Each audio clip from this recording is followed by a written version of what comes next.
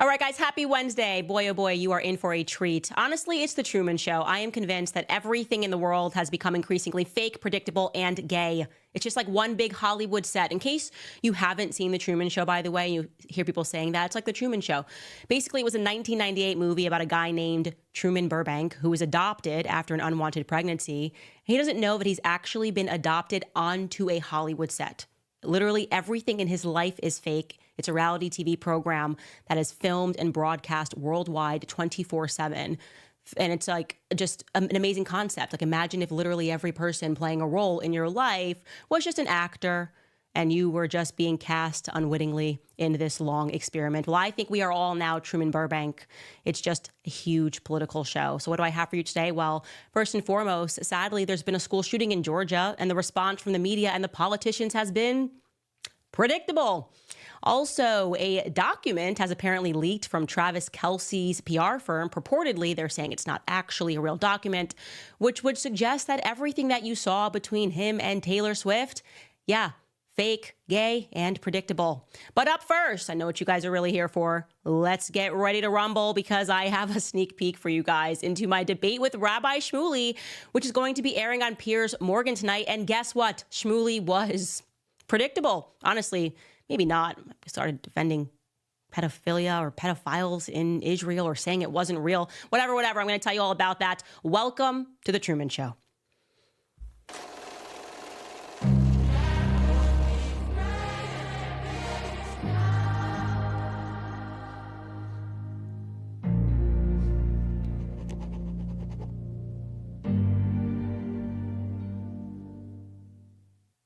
Yeah, Rabbi Shmuley is definitely having a mental breakdown right now. I see you guys in the comments talking about how he's just spiraling online. He really is spiraling online. I'll give you the background. I got a phone call from the producers at Piers Morgan. They were like, hey, would you like to have the debate with Rabbi Shmuley? I've always been open to a debate with Rabbi Shmuley. I'm actually open to debate with everybody who would like to debate their ideas. Zionists, more to the point, radical Zionists who think that you can just keep calling everybody anti-Semitic who has disagreement with you. And then you get to call up your homies in media and get them to smear people because you don't actually have a good explanation for what's happening in Israel, or you simply don't like to hear opposing thoughts and ideas. It's really crappy. We're really right back to the BLM stage where everyone was a racist who disagreed with BLM. And so, yeah, I was game to do it. What I somewhat thought, okay, obviously it's Rabbi Shmuley. He's just going to come at me with ad hominem attacks. And I'm going to be able to expose his entire thought process. And his entire thought process, in my view, is that he's a Jewish supremacist. There's white supremacy, black supremacy, and yes, of course, there is Jewish supremacy. And so I was very keen to do it. Well, before I show you a clip from that, let's just talk about Rabbi Shmuley right now, because we have live takes from Rabbi Shmuley on Twitter. Because when you lose as badly as he lost in this debate by just being himself, you just have to prepare your followers. If you have followers, I don't know why Rabbi Shmuley has any followers, but he does. And you have to prepare them, like basically give them an excuse for why you just were terrible, why you failed them so badly, despite hyping the crowd days leading up to the event, right? He kept being like, Candace is this, and I'm going to do this to her, and I'm going to do this to her. I mean, he's like a chihuahua, yap, yap, yap, yap, yap. And like, sometimes you just want to kick that. I am not saying I kicked a chihuahua. I'm just saying that Rabbi Shmuley is like clearly always barking the entire time. So he's already tweeted this, which is absolutely hilarious in his spiral. Breaking news, Candace Owens illegally brought a laptop with her to my debate today on Piers Morgan. Let's just pause right there. What do you mean I illegally brought a laptop? Do you mean I was seated in this chair where I always have my laptop? Do me a favor, guys, go pivot. I did an interview last week with, it's called ADH-TV Australia. Chris Smith, I had my laptop with me. I did another interview, the Kyle and Jackie O Show, Australia. I had my laptop with me. I just have my laptop with me because typically when I'm doing these interviews, I'm prepping my show. And it's not illegal, by the way, to have a laptop in front of you. I'm not breaking any laws, but that's what he began with. She illegally brought a laptop with her. And He says, to cheat during the debate and Google answers to my questions. I still destroyed her completely and utterly, as you'll see. But what cowardice, how deceptive. Confirmation that Candace is a hollow, vacuous shell filled with nothing but racism and anti-Semitism. But the fact that Piers Morgan allowed her, without telling me, to bring an actual computer onto the set so she could Google during the actual debate answers to all of my questions and challenges is a stain on his reputation as a journalist and on the show. Imagine I was not debating Candace Owens. I was debating Google. I've done thousands of debates in my life, and this is the first time I've ever seen such treachery. The producers allowed it and never informed me, making the debate a farce, and I still pulverized her. He then demanded an apology from Piers Morgan. Do the right thing and apologize. I want a debate in its entirety to air ASAP, but tipping the scales in favor of one participant is so ridiculously undermines your credibility as a journalist. Obviously, this is just a bunch of hot air. He is very much embarrassed about his performance. I'm going to show you what he's actually referring to. It was an entire hour and 2-minute debate. And there was only one section where I fact checked something that he said because he was making such a fuss out of it. Again, I'm going to show you that. But first, look at what he's already put on Instagram in anticipation of the reaction to our debate. This is Rabbi Shmuley mere moments ago on Instagram. Hi, everyone. I just completed my full 1-hour debate against Candace Owens. Get this. You'll watch it. You'll make your own determinations. I exposed all of her vile Jew hatred and her detestation of her own community, of the black community. But here's what's fascinating. She actually had a computer during the debate. She would make statements like Israel bombed this and this. And when I would ask her, what's your source? She would then look it up. Going to dead, first of all, it's very unfair to Piers going to dead air on air. But could you imagine? She brought a computer. You can't make this up. I've done thousands of debates in my life. This is the first debate I have ever done where my opponent actually brought all the information in the world via Google to my debate. Well, isn't she knowledgeable? Yeah. Sounds like a guy who knows that he has lost. Anyways, here's the real background of what happened. You know, as I said, and this must have been 45 minutes into the debate. And for whatever reason, these radical Zionists like him think it's a good idea to compare what Israel is doing to things like Dresden. You know, oh, well, guess what? The Allies bombed Dresden. So who cares if we're bombing Palestinian children? And what I remarked to him is what a ridiculous comparison, A, because it was a war crime what we did to in Dresden. It was an absolute war crime. You know, to do that on the eve of Ash Wednesday to incinerate Christians is not something that I agree with. So when you have to use an example like that to justify what you're doing, that is not, in fact, a good thing. That is not a strong argument. And then I brought up to him the point that actually, if you're going to compare to Dresden, Israel has dropped more tons of explosives on Gaza than we did on Dresden. And I told him that because I had read it so many times. And of course, what people will do when you're in a debate and they actually can't refute what you're saying is they'll get real particular, like, what is your exact source for this? And so that's exactly what he did. He heard me say that and he started pushing for an exact source. Take a listen. First of all, Candace just said that Israel dropped more bombs on Gaza than on Dresden. What's your source for that? Do you know that in Dresden, there were 1,000 Lancaster bombers sent over 2 nights by Churchill, and then 800 American, that's 1,800 bombs. What's your source that Israel dropped more than on Dresden? So it's just interesting because you realize that you used Dresden as an example to justify what was happening in Israel. Piers, this is deflection. I said more tons of explosives. Israel, you just made a blood libel against the Jewish state. I roll. I am so tired of this when you just get to say it's a blood libel, it's anti-Semitism. What's your source? It's like, okay, are you actually refuting any of the points? Do you want to get really particular about what the source is? And of course, since, as I said, this was about 45 minutes on, or at least it felt that way, into the debate. And I said, oh, actually, well, I do have a laptop here. Would you like me to truly source that? Because I've read it so many times. And Piers allowed me to source it. And I, at first, let him know, beyond sourcing it, that we're all very tired of this. We're all very tired of ad hominem attacks and being called names and being accused of blood libel and Holocaust denial if we have something to say about a foreign nation that, factually speaking, doesn't have anything to do with Jewish Americans if we have an issue with what Bibi Netanyahu is doing. Take a listen to the rest of that back forth. this tactic of when anybody brings up anything that Israel is doing is wrong, you get to just scream blood libel and anti-Semitism and, oh my gosh, it's a blood libel. It is not a blood libel to talk about the amount of death and the tons of explosives that have been dropped on the civilians in Palestine, okay? That is not a blood libel against Jewish people. This is such a nasty and perverted tactic, which essentially says, I don't have to debate anymore because I get to just call everybody a person who's accusing me of blood libels. Okay, truly, what is happening right now is that the blood of Palestinians is being shed. Okay, that is not a libel against the Jews. That is a fact and a reality against Bibi Netanyahu and this government, which has gone extreme in their response to October 7th. So stop this tactic. Pierce, can I now have my turn again? All I asked was the source. Clearly, she has none. It was invented out of whole cloth. That's what a blood libel is. So 2,700 tons of bombs were dropped on Dresden in an 800 bomber air raid.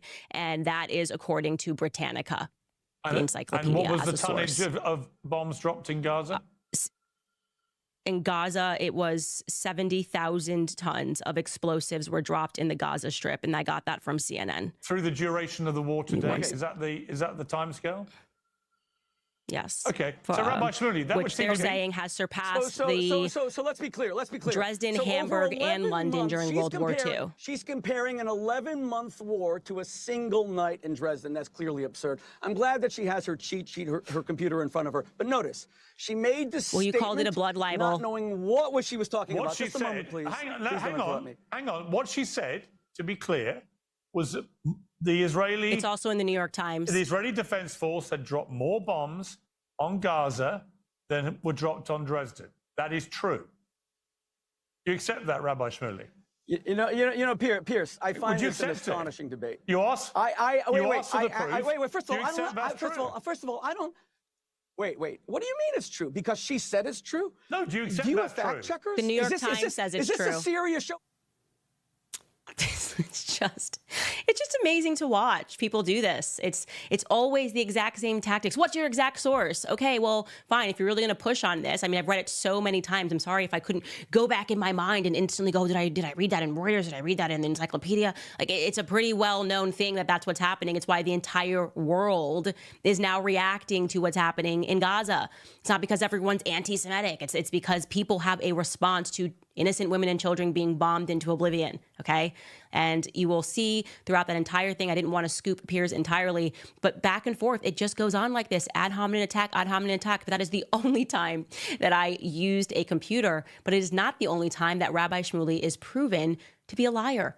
It's all he can do, lie and smear. And then he had the audacity to call himself the second coming of Christ when he was rebutting me. If she's a Christian, then I'm the second coming of Christ. You blaspheme. You are despicable. And like I said, it has run its natural course. All of this name calling. Yesterday, Tucker is doing Nazi apologetics by hosting a historian on his show. It has now reached its limit. People are tired of it worldwide. Nobody believes you anymore, okay? Nobody believes that suddenly all of these people who were on board, most of all, people like me who literally spent the first couple of years of my career stumping on behalf of Israel. Like, I was like working for Zionists. I never had a bad picture of what Zionism was. And all of that changed after October 7th when I started seeing people like Rabbi Shmuley, when I started seeing how the media ruthlessly attacks and smears people for asking questions. When the Zionist movement began being represented by people like Rabbi Shmuley and people that are in the media who are nasty, okay, who lie like they don't even have any morals. They have no standards. They don't care. Their job is, I want to hurt you because you don't agree with me. When I began to see that, I decided to depart from Zionism. When I saw Palestinian children being blown up and seeing all of the images and the videos that I saw on X, and I saw radical Zionists in the media just like, oh, well, that's what you get. Such an inhumane response. I decided to depart Zionism. So it's you, Rabbi Shmuley, and people that are like you that are the reason that Israel is facing a PR crisis right now, okay? And if you want to claw it back, it's not going to be through these strategies of bullying. these strategies of saying, well, you agree with us or you're not going to Australia. Okay. That thug life is not working out for you, but keep trying it. Let's see. Anyways, you guys, I would pivot over for sure and make sure you catch that debate in its entirety tonight, which will be airing on Piers Morgan. We'll give you more of that content tomorrow. And I'm really keen to see what you guys think. And I'm specifically saying this to the Christians that follow me who have wanted to know why it is that many Christians are now turning away and saying, I can't support this nation anymore. I can't wait to hear what you have to say. To the Jewish Americans, who also have been called anti-Semitic, by the way. Self-hating Jews actually is the term. When you watch this back and forth, do you agree with it? I'm very keen to see your response. Anyways, you guys, I want to remind you about the Hallow app, because I know there's many people who want to have a deeper prayer life but don't know where to start. Well, Hallow understands that, which is why I'm so excited to tell you about Hallow's new prayer challenge, How to Pray. Prayer can be such a challenging thing to undertake, but it doesn't have to be overwhelming. Hallow's new prayer challenge will take you through short daily sessions over the next 2 weeks with an all-star lineup of spiritual leaders and guests, giving you all of the essentials to creating a rich prayer life. They'll teach you how to pray through scripture, how to do imaginative prayer, how to incorporate prayers that have been around for centuries, and so much more. You'll get a new guide every day, and some of the guides include Father Mike Schmitz, Jonathan Rumi, who plays Jesus in The Chosen, and Mark Wahlberg, and many others.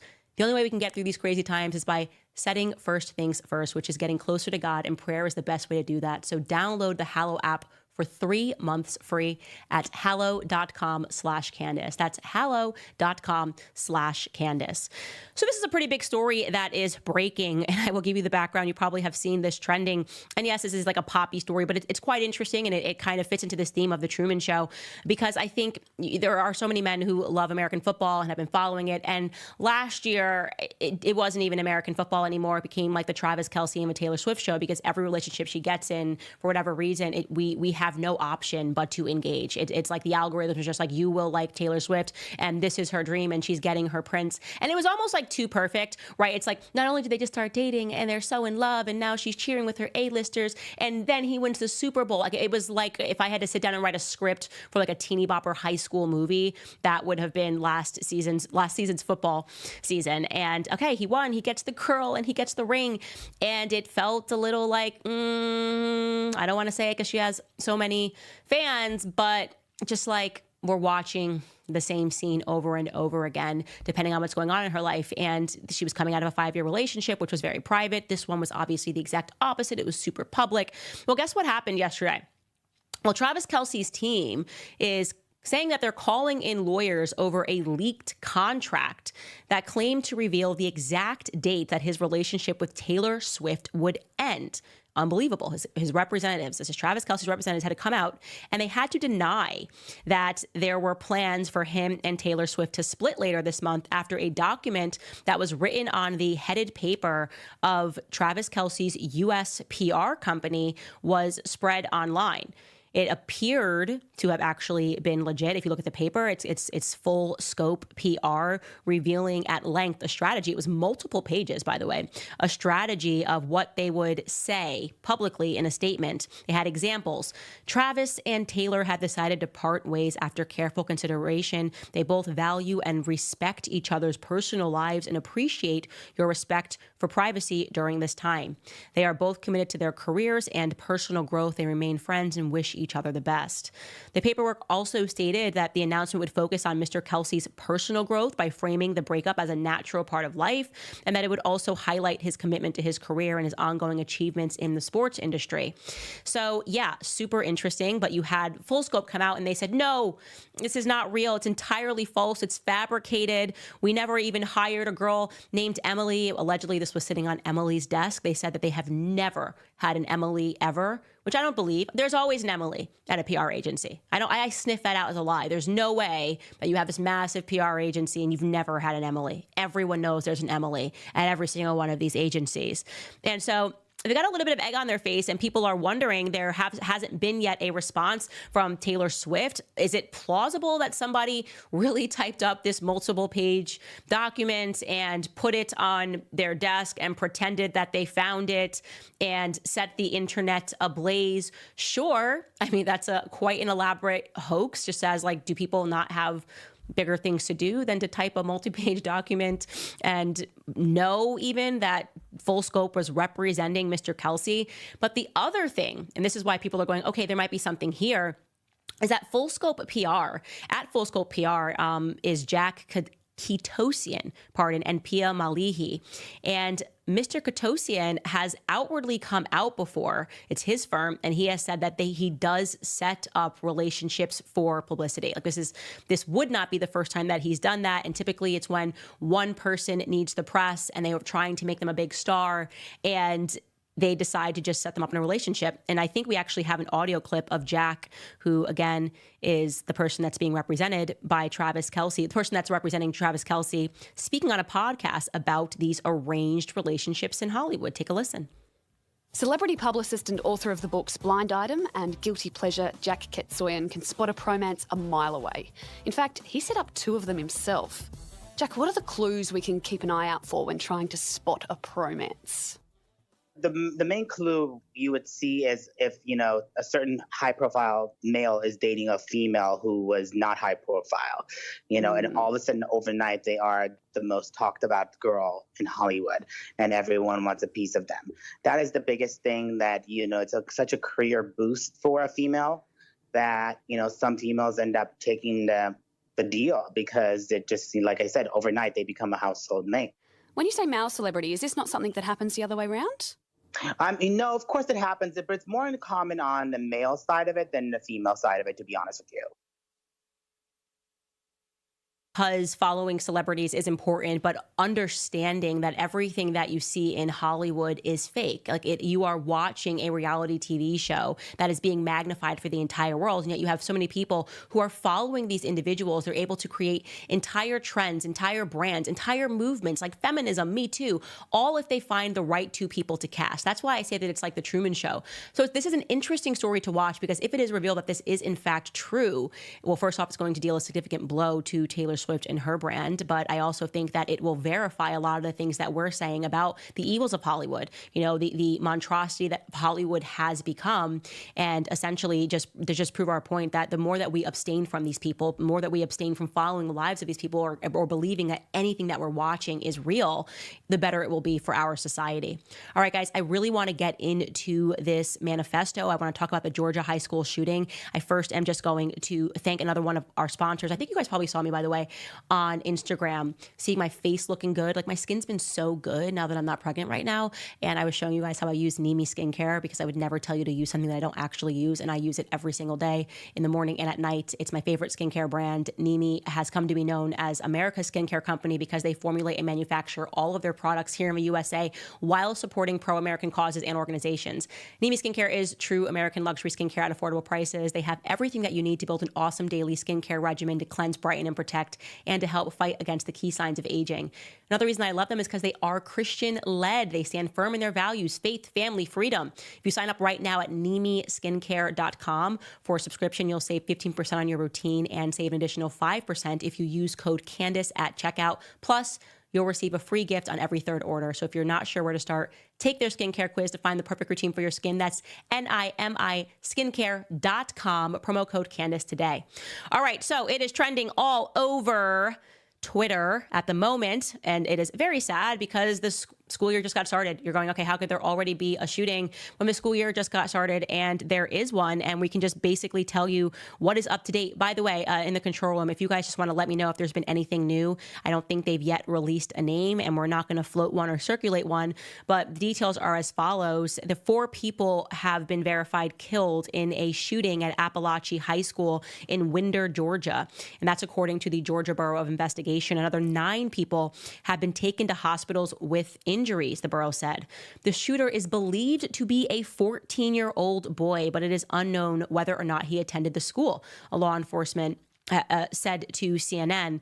The law enforcement officials in Georgia say that they received a phone call this morning warning that there would be shootings at 5 schools, and that Appalachia would be the first. So a lot of questions there. If they got a warning, why didn't they immediately vacate all students everywhere? Maybe they thought that it was like just a prank phone call, but I think these are the sorts of pranks that we should be taking seriously, of course.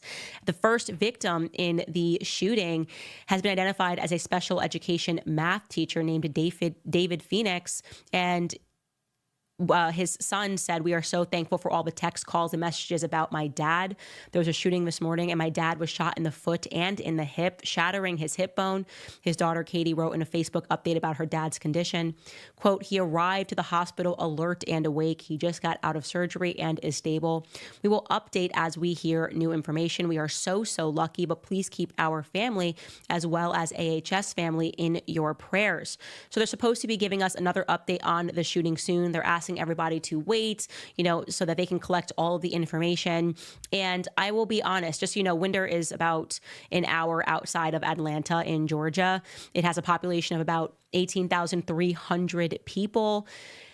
And I'm going to be honest, when you hear these stories, it is like, I don't want to sound like I'm not compassionate, because of course there's nothing more terrifying than the idea of your children going, to school where you would hope that they would be safe, and then you get a phone call and you don't know what's going on. So truly, when we say, like, really think about those parents and what they're going through and the trauma of that, you can't feel anything but compassionate.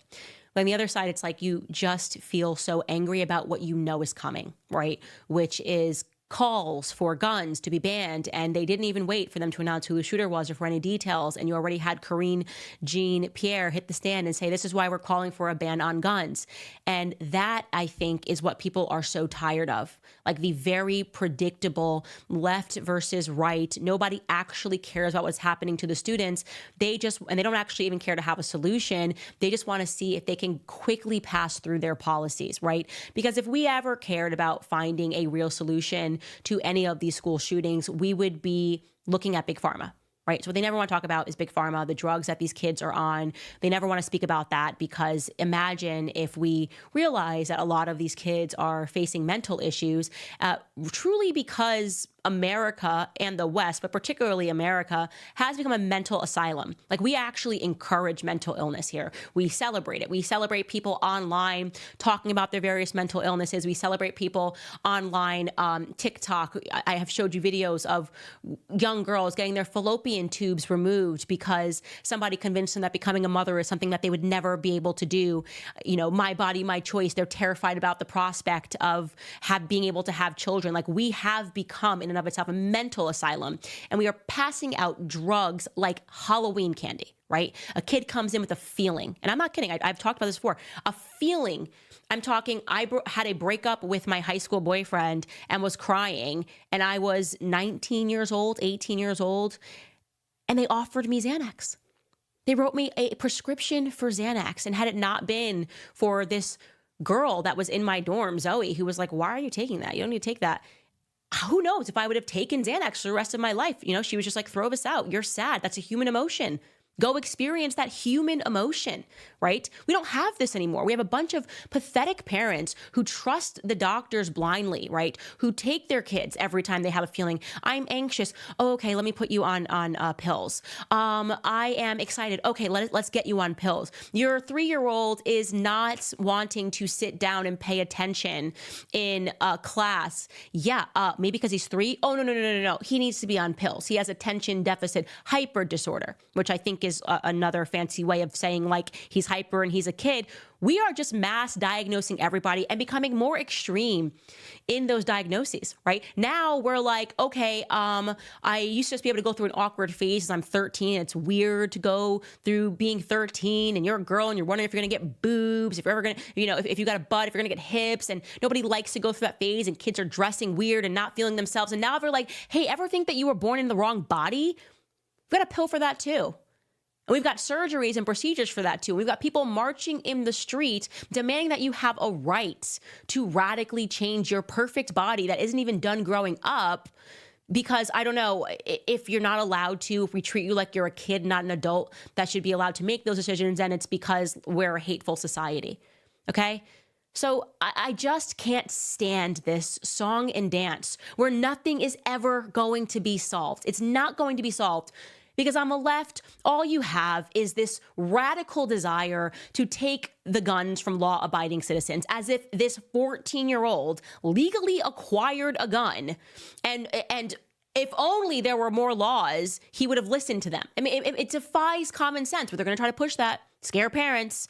Yeah, give the government your guns. That makes a lot of sense, especially following COVID. Yeah, I really trust the government after COVID. I really just can't see America veering into a totalitarian state when I had to sit down and listen to the government tell me that I was a sinner, a terrible backwards killer, because I wanted to go see my family on Thanksgiving. Yeah, let's really trust that government and that media to have all the guns. Like, I think that's a really good idea.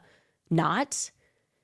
And so, yeah, I mean, pardon, but like, I think we are all just so tired of the same song and dance, the same political game where there's never going to be any results until we realize that the inmates are running the asylum. That's the reality. The inmates are running the asylum. The policies that these kids are even having forced through. I mean, don't even have to tell your mom if you're changing your gender in a classroom. Like, that's what politicians are trying to do. While at the same time they make statements like, oh, this shooting is another terrible example of why government must have all your guns. It just missed me entirely. Further on that same topic, by the way, we now have more of the manifesto from the elementary school shooter. Remember the Covenant school shooting that happened just down the street from me here? It was so horrific because you just go, what kind of a person? Like, what kind of a human being, how miserable and selfish and backward of a human being do you have to be to open fire on school children that are in elementary school?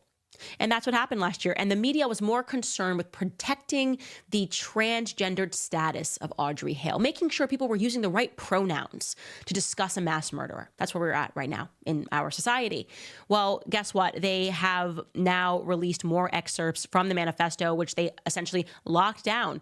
And I will read to you some of the quotations of what Audrey Hale wrote, Audrey Elizabeth Hale, in the manifesto. Audrey Hale, she wrote, if God won't give me a boy body in heaven, then Jesus is a F word that rhymes with maggot. I can't be happy. I am meant to die. No regrets by the gun. It's a terrible feeling to know that I am nothing of the gender I was born of, and I am the most unhappy boy alive. I will be of no use of love for any girl if I don't have what they need: boy's body, male gender. And so you just see repeatedly that Hale fantasized about being a male, referring to herself as a boy's name. Aiden also went by the name Tony, so there was multiple personalities going on there, and wrote extensively about her imaginary penis. Now, once upon a time, you used to be allowed to look at that and say, hey, this person is having mental issues and this person needs to therefore deal with these mental issues. But you can't say that anymore. No, we have to tiptoe around how we talk about Audrey Hale. We have to be kind now to homicidal maniacs and murderers, so long as they hit the non-binary or trans box. Seriously, what the hell are we doing, America? What are we doing? All of it just really and honestly sickens me. And that's all that I want to say on that topic. I also want to take a brief second, you guys, to talk to you about Native Path Collagen. It's made with collagen fibers found in your cartilage, bones, skin, hair, nails, and gut. Native Path Collagen is a single ingredient formula with no fillers, additives, or artificial sweeteners. Plus, it's third-party tested for heavy metals, ensuring purity and safety. Native Path's collagen formula is made with ingredients that are scientifically backed to increase bone mineral density, support tissue recovery, reduce wrinkles, enhance hair thickness, and strengthen weak or damaged nails. Completely flavorless, Native Path Collagen can be added to anything: coffee, smoothies, oatmeal, you name it. Right now, when you visit nativepath.sale/Candace, you can stock up on Native Path Collagen for up to an incredible 45% off today, plus free shipping. Every order comes with a 365-day money-back guarantee, so you can try it risk-free today. Native Path offers amazing bundle deals. You can get 3 or 6 packs at a fraction of the price of other brands. Visit nativepath.sale/Candace today. All right, guys, let me see some of your live comments. What do we have going on today in the chat? This person, I'm sure some of you guys are, it looks like they dropped the debate between me and Rabbi Shmuley early, so you can actually pivot over and go watch it. And yes, it is unbelievable. This person in the super chat said he's not of Judaic faith. He is a Frank. I called him out explicitly about his radical views. I called him out on his Jewish supremacy, and he was unable to answer or account for it. I called him out on who his mentor was. That it is a fact that he refers to a man known as Rabbi Schneerson as his mentor, and that Rabbi Schneerson was in fact a Jewish supremacist who believed that non-Jews had filthy souls, had satanic souls. And Rabbi Shmuley just didn't even want to talk about that. He just, you'll see, didn't even want to address it because it is factual. Claudia says, Candace, please make shirts that say Catholic gang gang. I should. It's so funny because as soon as I became Catholic, I was like, Catholic gang gang. My husband was like, why are you saying that? Why are you saying Catholic gang gang? I was like, I don't know. It's just like fun to say. Catholic gang gang. I just like it. I should sell shirts that say that. The Irish priestess writes, Rabbi Shmuley is under demonic possession. Well done, Candace, for remaining composed and classy. Thank you. And I did tell him that I believe that he was possessed by a demon because he is. And he said, that's ad hominem. I'm like, no, that's not ad hominem. That's actually my faith. You are possessed by a demon.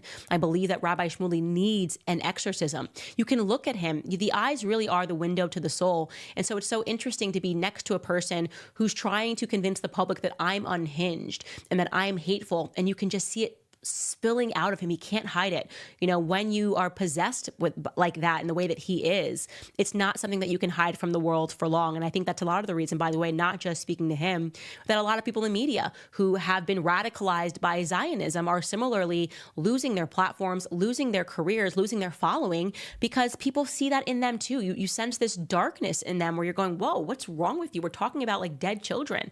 I don't care what race they are. That's sad. And they don't feel that way. And so, like I said, when people see that sort of radicalism, they respond to it, and that's what we're facing today. Inspector Closo writes, please read Supermob by Gus Russo. Ties together with politics, Hollywood, and the mob, which infiltrated into our government in the 1940s, etc., and how they do it. Yes, I have realized that. The mob definitively began Hollywood, which is why it's very funny when people say that you can't imply or suggest that there's gangs in Hollywood. Buddy, Hollywood is gangs. That's how Hollywood got started. The bootlegger started Hollywood. And so it relies on ignorance for people to say that it's not. Still maintaining that, and I think it's gotten increasingly more demonic over the years, and a lot of these deaths that are happening in Hollywood are not because of drug overdoses. People are not, they are dying of drug overdoses. They're being overdosed, as I like to say. Joe Sellers writes, God bless you for what you do. I cannot wait to see you grow as a Catholic. Thank you for saying that, and you will see that Rabbi Shmuley, in that back and forth, he has hatred for Catholics. That was very apparent.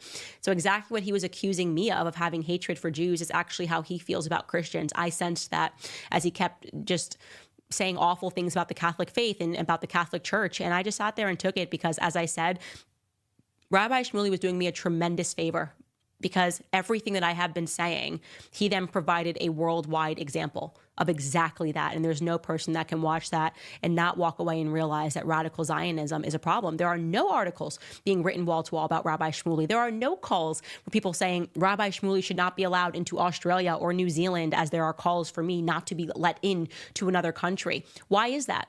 Why aren't those the same media henchmen going after him despite his nastiness, despite him telling people they're going to lose their jobs? We're coming for you. There's none of that for Rabbi Shmuley, and there's a reason for that, because that is Zionism. It is tribal in essence, where they will tear apart somebody who's done nothing and allow somebody who's done so much to just stay in the loop, still be allowed to write columns, have a job, show up for speeches. It makes entirely no sense other than to view it as a form of racial supremacy. And that's exactly what I believe that it is. This person writes in the live chat, thanks for standing for Jesus Christ, Candace. Thank you so much. This person writes that Rabbi Shmuley is entitled. He never admits any wrongdoings. I totally agree with that. That rabbi is a creep. I totally agree with that. This person says you're not coming to New Zealand. Yes, I am coming to New Zealand. I haven't had any issues with New Zealand. I don't know about Australia. Go online, buy tickets, by the way. And if you want to come see me in New Zealand, you can do that. Just Google Candace Owens New Zealand tickets and it should pop right up. Same for Australia. And it's good to see that there has been a response to me calling out Australia yesterday. And there, I think, will similarly be a response to me calling out radical Zionists, full stop, for even calling for me to be canceled from giving speeches. The world is going to awaken to this sort of nastiness because it must. You can't commit these acts of evil and get away for it for long. So no matter what happens, God is in control. And I remain optimistic. I remain positive. I remain hopeful. And I remain grateful, above and beyond anything else. I remain grateful to all of you for continuing to invest in this show and allowing me to remain independent. And for those of you that haven't, you can support the show by going to locals.com and finding us there. You can give a gift, or you can go to clubcandace.com and buy a Standus cup. No matter what, you guys, we will see you tomorrow.